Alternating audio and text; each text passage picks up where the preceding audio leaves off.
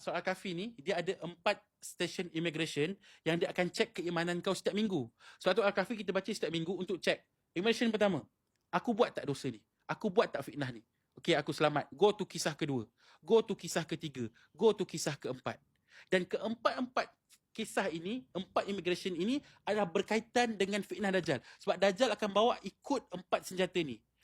Means, kalau minggu itu engkau berjaya settle 4 immigration ni, insya-Allah bila Dajjal datang, Allah aku bersedia. Ustaz explain kan 4 immigration dalam buku ni? Terangkan dalam ni. Dalam ni? Deep satu persatu.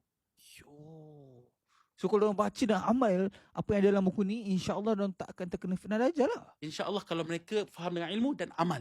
Okey. Itu asbab keselamatan daripada Dajjal. Kenapa Ustaz tulis pasal biodata Dajjal dalam ni, Ustaz? Betul, sebab orang kata apa? Tak kenal maka tak cinta. Yo. Saya lebih, kalau macam tu saya lebih tak kenal lah. Tak kenal maka tak selamat lah. Okey.